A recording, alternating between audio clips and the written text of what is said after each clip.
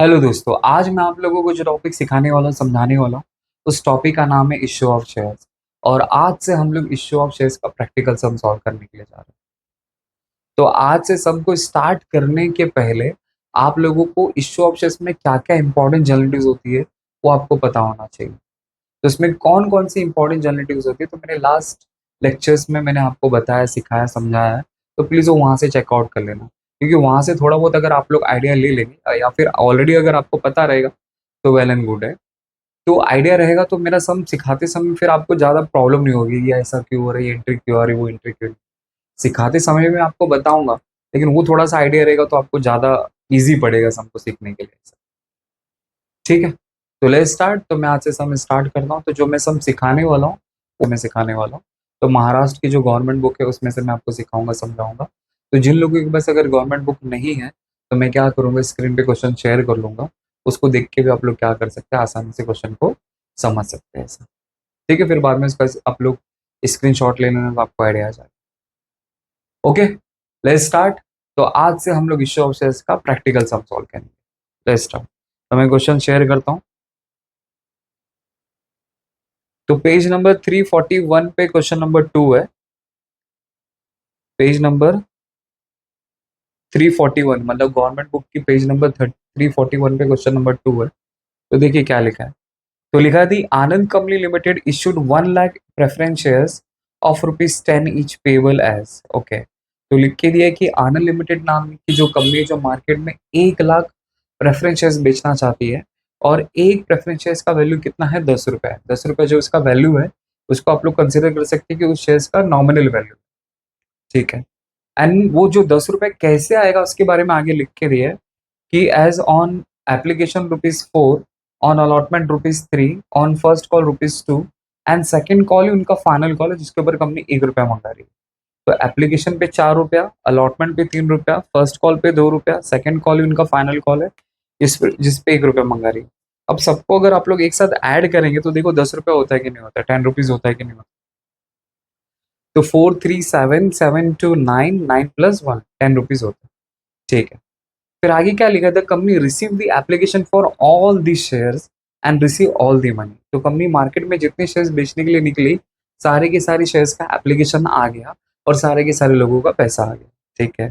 Pass the general entries in the books of the Anand company limited.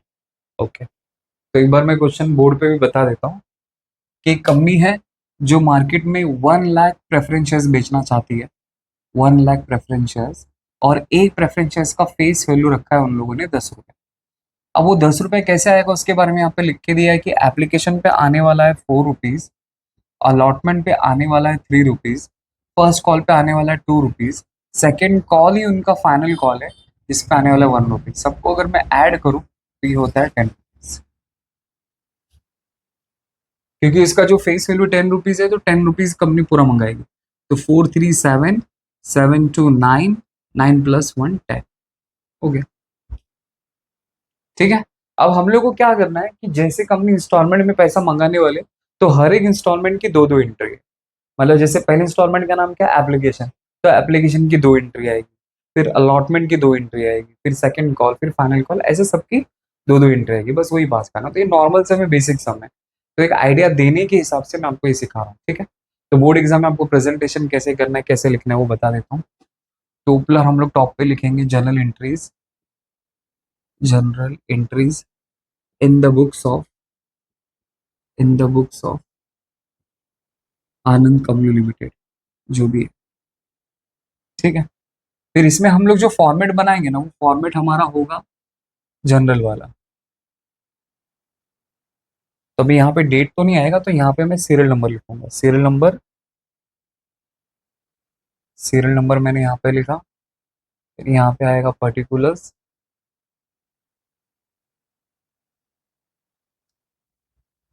फिर यहाँ पे LF number,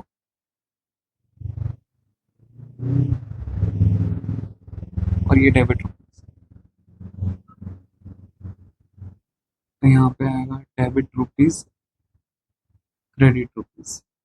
ठीक है? तो जनरली हम लोग जैसा जनरल का फॉर्मेट बनाते वैसा बनाते हैं ऐसा। तो आपको क्वेश्चन में कुछ चेकआउट करने की जरूरत ही नहीं है, सीधा जो क्वेश्चन मेरे बोर्ड पे लगा उसको फॉलो करना है बस, और कुछ नहीं। मतलब इसमें ऐसा कुछ ट्विस्ट है ही नहीं कि हम लोग को क्वेश्चन पढ़ने की जरूरत पड़ेगी। बस क्वेश्चन में जो बोर्ड पे मैंने जो क्वेश्चन लिखा उसको फॉलो करना है बस, ठीक। Let's start.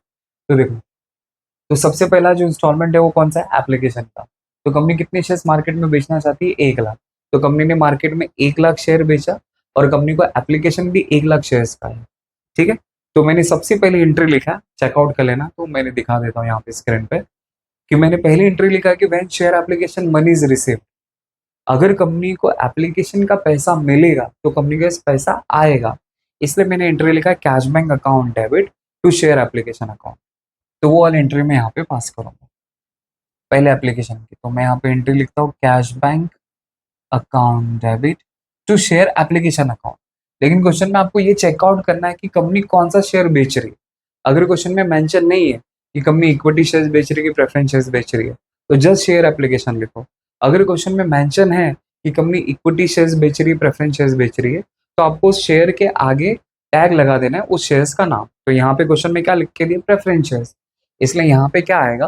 Preference share application account.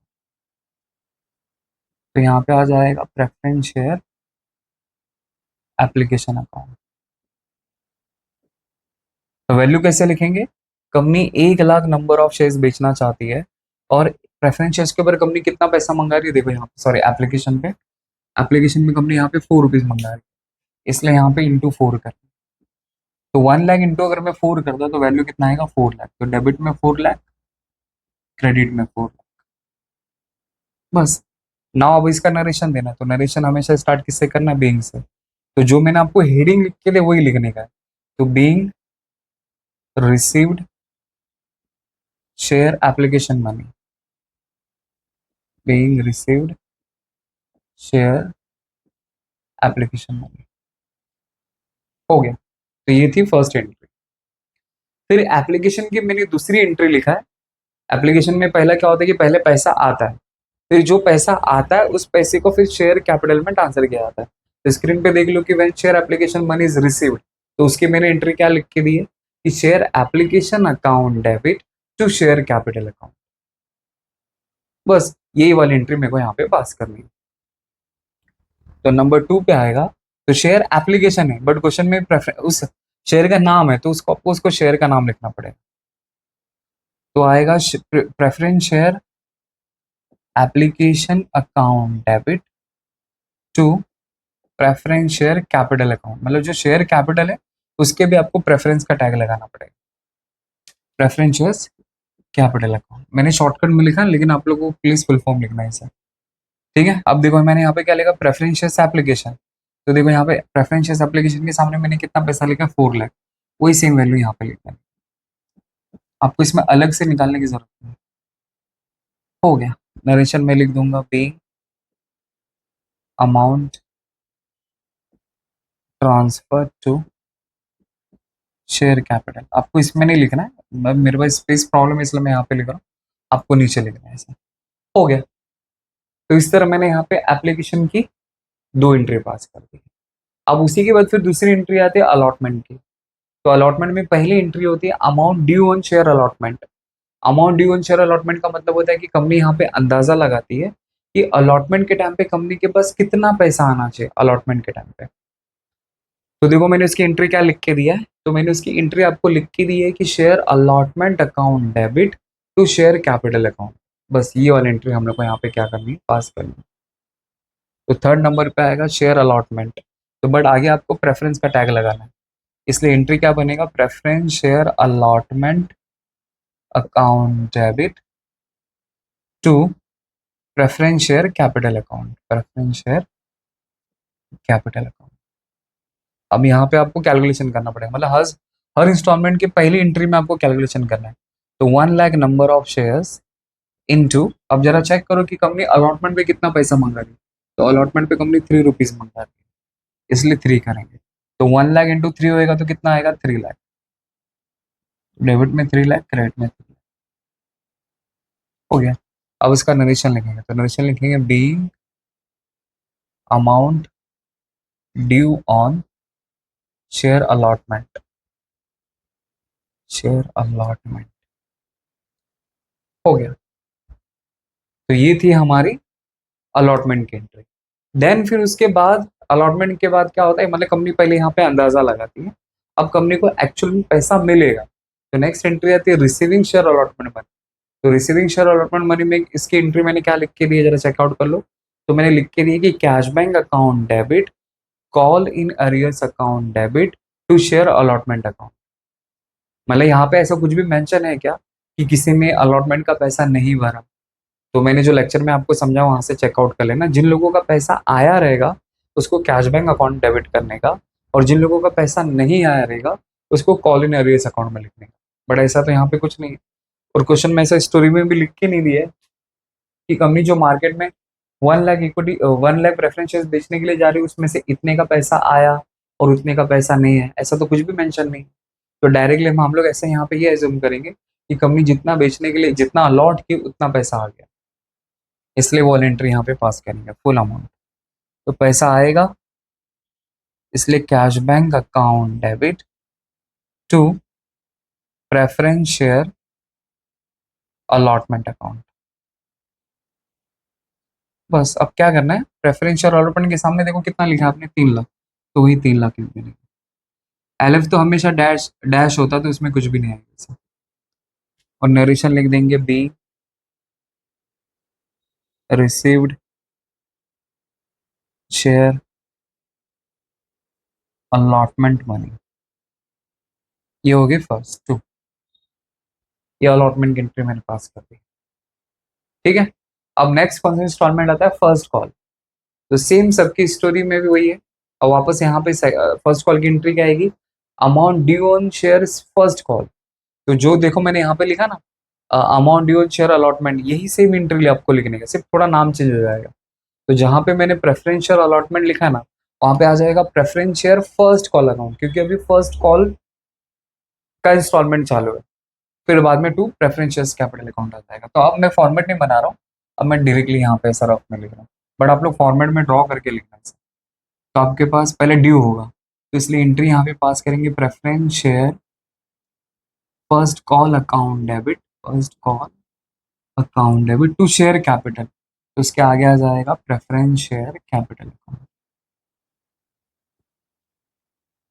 तो हर इंस्टॉलमेंट में फर्स्ट हर इंस्टॉलमेंट की पहली एंट्री में आपको कैलकुलेशन करना है। तो 1 lakh number of shares into first call पे कंपनी कितना पैसा मंगा रही है, 2 रुपीज, तो इसलिए यहाँ पे 2 रुपीज है। तो अमाउंट कितना आ जाएगा, डेबिट में 2 लाख, देन क्रेडिट में 2 लाख। हो गया, नरेशन लिखेंगे be amount due on share first call. हो गया, अब ड्यू होगा। अब यहाँ पे कंपनी ने अंदाजा लगाया, अब कंपनी को पैसा मिलेगा, किसका पैसा मिलेगा, फर्स्ट कॉल का। तो मैंने एंट्री क्या लिख के दिया है, एक बार चेकआउट कर लो। तो मैंने लिखा है कि receiving share first call money, उसकी एंट्री मैंने लिखा है cash bank account debit, call in arrears account debit to share first call account, ये एंट्री मैंने लिखा है। अब ये वाले क्वेश्चन में कॉल इन अरियर्स आएगा ही नहीं, क्योंकि क्वेश्चन में कहीं पे भी ऐसा नहीं लिख के दिया है कि इतने शेयर्स का पैसा है उतने शेयर्स का पैसा नहीं है।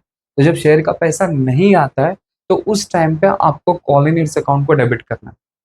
अगर ऐसा कुछ भी मेंशन अगर नहीं है तो नॉर्मल एंट्री हम लोग को पास करना है। मतलब हम लोग ऐसा सोचेंगे कि हमारे पास पैसा आ रहा है, हमारे पास पैसा आ रहा है, इसलिए कैश बैंक अकाउंट डेबिट हो जाएगा। Cash bank account debit to कौन से इंस्टॉलमेंट का पैसा आया, फर्स्ट कॉल का, इसलिए preference share first call account. अब सेकंड वाले में आपको कैलकुलेशन नहीं करना है, यही वाला देखो। तो यहाँ पे क्या लिखा है, प्रेफरेंस शेयर फर्स्ट कॉल। तो प्रेफरेंस शेयर फर्स्ट कॉल के सामने आपने कितना पैसा लिखा, 2 लाख। तो डेबिट में 2 लाख, क्रेडिट में 2 लाख। नरेशन लिख देंगे be received share second call money, sorry first call money.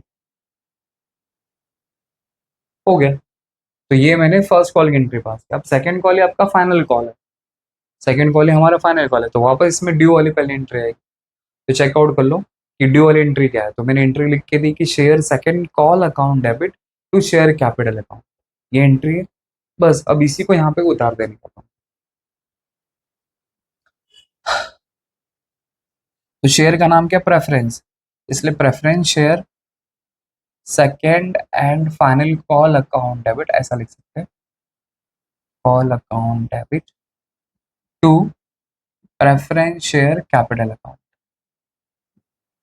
अब हर इंस्टॉलमेंट की पहली एंट्री में आपको कैलकुलेशन करना है, तो 1 lakh number of shares into second call पे कंपनी कितना पैसा मंगा रही है, 1 रुपीज, इसलिए यहाँ पे 1 रुपीज आएगा, तो ये यहाँ पे डेबिट में 1 लाख और क्रेडिट में 1 लाख आ जाएगा। नरेशन जो मैंने आपको लिख के दी वही आएगा, be amount due on share second call, हो गया। अब ये ड्यू वाली एंट्री पास किया, अब ड्यू के बाद आपको रिसीविंग वाली एंट्री पास करनी है, तो रिसीविंग वाले में आप लोग क्या सोचेंगे कि पैसा आने वाला है, इसलिए पैसे आने वाली एंट्री पास करेंगे। तो मैंने एंट्री लिखा है, आपको लिख के दिया है, पैसा आएगा इसलिए cash bank account debit, call in arrears account debit हो सकता है, लेकिन क्वेश्चन में ऐसा मेंशन ही नहीं है कि कुछ शेयर्स का पैसा नहीं आया। तो जब भी क्वेश्चन में कुछ शेयर्स का पैसा नहीं आया रहेगा तभी आपको कॉल इन को डेबिट करना है।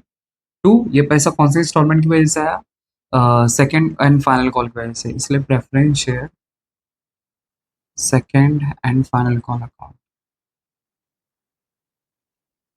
तो दूसरे वाले में आपको कैलकुलेशन नहीं करना, ऊपर वाले से वैल्यू लेनी, तो सेकंड कॉल के सामने कितना पैसा लिखा है, 1 लाख, तो यहाँ पे 1 लाख आ जाएगा और क्रेडिट में 1 लाख आ जाएगा, और नरेशन आ जाएगा, be received share second call money, call, बस ऐसे आपको एंट्री पास करना, और इस तरह आपके झोले में 8 मार्क्स आ जाएगा। तो ये बेसिक क्वेश्चन है, क्योंकि बेसिक क्वेश्चन से एक माइंड सेट होएगा, फिर धीरे धीरे फिर हम लोग प्रो लेवल पे जाएंगे। ठीक है, तो आई होप आपको समझा रहेगा, कुछ भी नहीं था ये क्वेश्चन के अंदर। ठीक है, बस आपको एंट्री पता होनी चाहिए, एप्लीकेशन की 2, अलॉटमेंट की 2, मतलब जितने भी इंस्टॉलमेंट है सबकी 2-2 एंट्री है बस। ठीक है, चलो अभी हम लोग क्या करते हैं, नेक्स्ट क्वेश्चन की तरफ जाना करते हैं।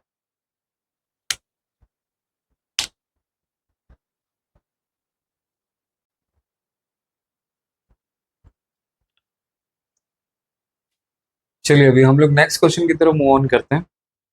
तो नेक्स्ट क्वेश्चन है पेज नंबर 341 पे ही, क्वेश्चन नंबर 3। ठीक है, मैं से रीड कर रहा हूँ। तो लिखा कि Rohini company limited issue 25,000 equity shares of ₹100 each payable as follows. इसका मतलब क्या हुआ कि रोहिणी नाम की कंपनी जो मार्केट में 25,000 इक्विटी शेयर्स बेचना चाहते हैं, और एक इक्विटी शेयर्स का वैल्यू, फेस वैल्यू कितना है, ₹100।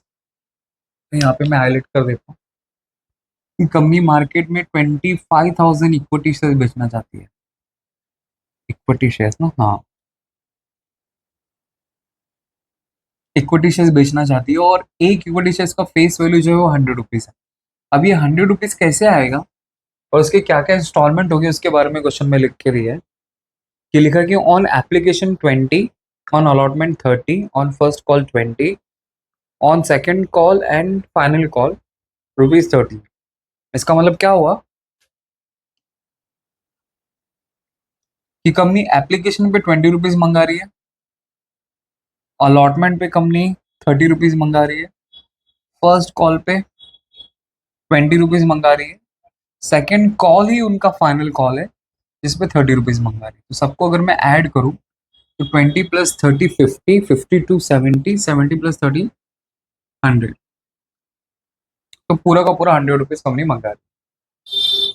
ठीक है, अब आगे बढ़ते हैं। आगे क्या लिखा है, the application were received for 22,000 equity shares and allotment of shares were made to them. Okay, देखो कंपनी बेचना चाहती है 25,000 शेयर्स, कंपनी बेचना चाहती है 25,000 शेयर्स, बट कंपनी को जो एप्लीकेशन आया, कंपनी को जो एप्लीकेशन आया ना, वो सिर्फ और सिर्फ 22,000 शेयर्स का एप्लीकेशन है, और कंपनी बेचना कितना चाहती है, 25,000, एप्लीकेशन आया कितना, 22,000। तो जितना बेचना चाहती है, अगर उससे कम डिमांड आएगा, अगर उससे कम एप्लीकेशन आएगा, तो आप लोग उसको टेक्निकल भाषा में बोल सकते हैं अंडर सब्सक्रिप्शन। मतलब कंपनी जितना चाहती है उतना हुआ नहीं, और इसलिए इस कंपनी का जो सब्सक्रिप्शन है वो कैसा हो गया, अंडर सब्सक्रिप्शन हो गया। अगर समझो कि कंपनी बेचना चाहती है 25,000, लेकिन मोर देन 25,000 शेयर से अगर ज्यादा का अगर एप्लीकेशन आएगा, जैसे फॉर एग्जाम्पल 28,000 शेयर्स का एप्लीकेशन आया होता या 30,000 शेयर्स का एप्लीकेशन आया रहता, तो इस वाले केस में मैं बोलूंगा कि ये ओवर सब्सक्रिप्शन होगा।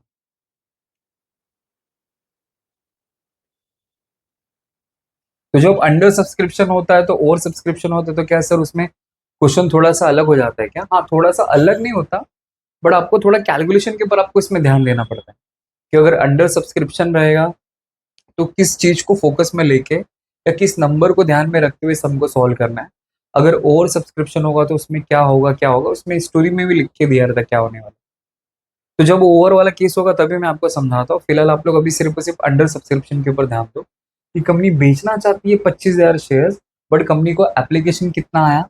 22,000 शेयर। मतलब डिमांड कंपनी को कम आया ना। अब जितने लोग आए कंपनी उतने लोगों को क्या कर देगी? शेयर बेच देगी।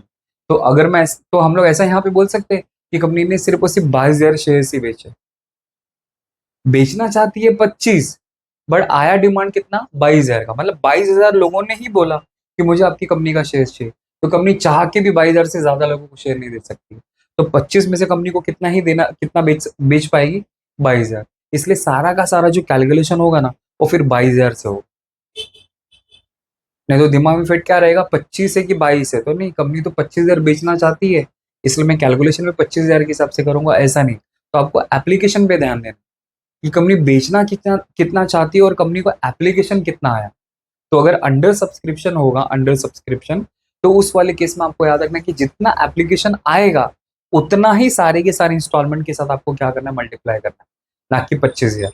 मतलब यहाँ पे जब भी एप्लीकेशन का कैलकुलेशन करूंगा, अलॉटमेंट का कैलकुलेशन करूंगा, फर्स्ट कॉल का या सेकंड कॉल का, 25,000 से नहीं करूंगा। मैं सब कुछ किसके हिसाब से करूंगा? 22,000। तो ये आपको अंडर सब्सक्रिप्शन में याद रखना है। भले कॉमन सेंस है, सिंपल, कि मैं इतना बेचने के लिए गया और उतना डिमांड नहीं है, तो जितने लोग आए मैंने उतने लोग को बेच दिया। तो पैसा भी मेरे पास उसके हिसाब से आएगा, सारा का सारा कैलकुलेशन मैं उसके हिसाब से करूंगा। तो मेरी जितनी चाहते हो उतना तो आए नहीं, तो उसमें कुछ अपन नहीं कर सकते सर। तो इसलिए आप लोगों को ज्यादा दिमाग लगाने की कुछ जरूरत ही नहीं है। जितना एप्लीकेशन आया उसके हिसाब से मल्टीप्लाई करके सबको क्या कर दो? सॉल्व कर दो। ठीक है, फिर आगे क्या लिखा है देख लेते हैं।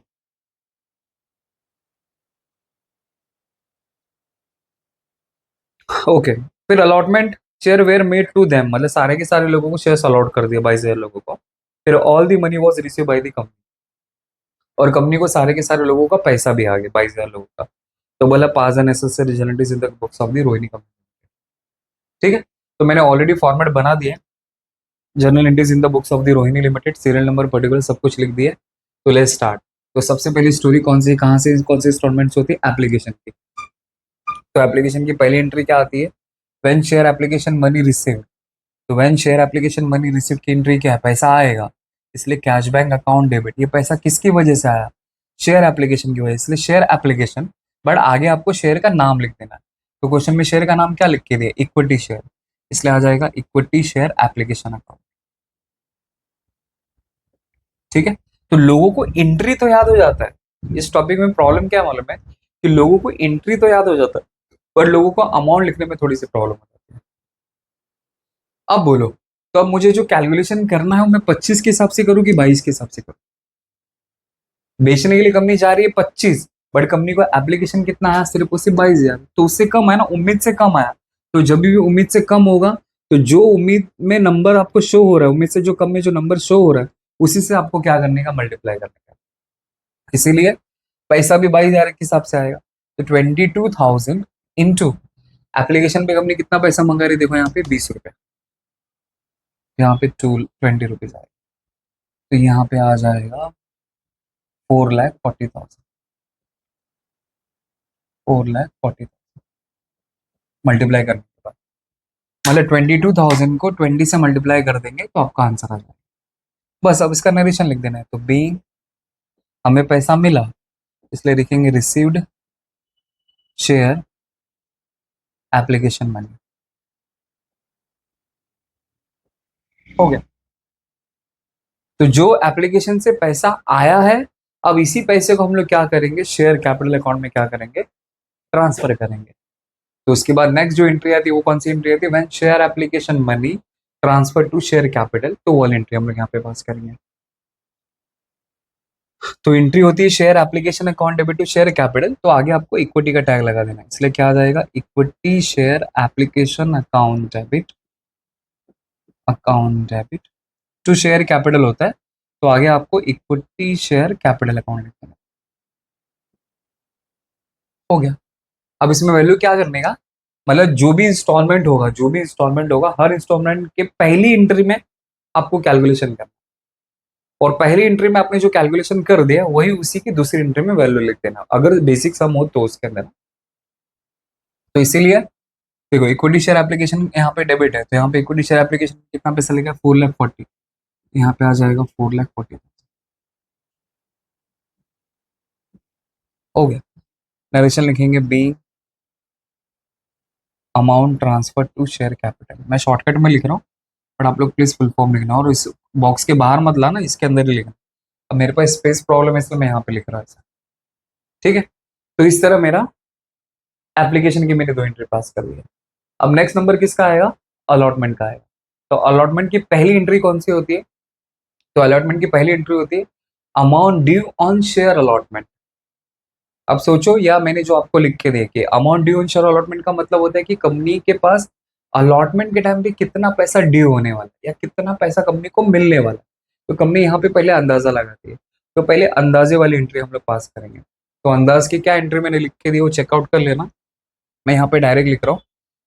तो यहाँ पे एंट्री आएगी share allotment account debit to share capital account, तो आगे हम लोग लिखेंगे इक्विटी का टैग लगा देंगे, तो आएगा equity share allotment account debit to equity share capital account, और वापस वही सेम, तो 22,000 नंबर ऑफ शेयर्स का एप्लीकेशन आया इनटू अलॉटमेंट पे कंपनी कितना पैसा मंगा रही है, 30, तो यहाँ पे 30 है, तो 66, तो 6,60,000, 6,60,000, मतलब आपको इसके साथ मल्टीप्लाई कर देना तो ये आंसर आ जाएगा। तो नरेशन लिखेंगे अमाउंट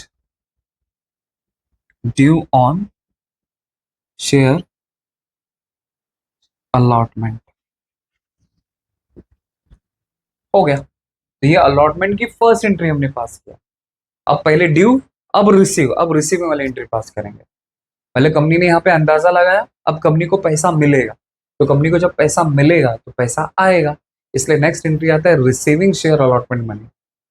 तो रिसीविंग शेयर अलॉटमेंट मनी की एंट्री क्या होती है, पैसा आएगा, इसलिए cash bank account debit to, ये पैसा किसकी वजह से आया, शेयर अलॉटमेंट की वजह से, इसलिए to equity share allotment account. अब वैल्यू कैसे लिखेंगे देखो, तो इक्विटी शेयर अलॉटमेंट के सामने कितना पैसा लेगा, 6,60,000, तो यहाँ पे भी 6,60,000। एलएफ में कुछ नहीं आता है तो आप लोग डैश डैश कर देना, मैं ही कर देता हूँ, नहीं तो फिर आपकी भी हैबिट वही हो जाएगी। बस narration being received share allotment money. हो गया ये अलॉटमेंट की। अब नेक्स्ट एंट्री कौन सी आएगी, फर्स्ट कॉल। अब फर्स्ट कॉल की भी 2 एंट्री है, सेकंड कॉल की भी 2 एंट्री है। तो फर्स्ट कॉल की पहली एंट्री क्या है, amount due on share first call. तो जो अपनी ड्यू अलॉटमेंट में जो ड्यू वाली एंट्री लिखा है जस्ट लाइक वही एंट्री यहाँ पे पास करनी। अब मैं यहाँ पे फॉर्मेट नहीं लिख रहा हूँ, तो देखो मैंने यहाँ पे क्या लिखा, इक्विटी शेयर अलॉटमेंट ना, तो डायलॉग चेंज हो जाएगा, तो डायलॉग थोड़ा सा चेंज हो जाएगा, तो आएगा equity share first call account debit to equity share capital account.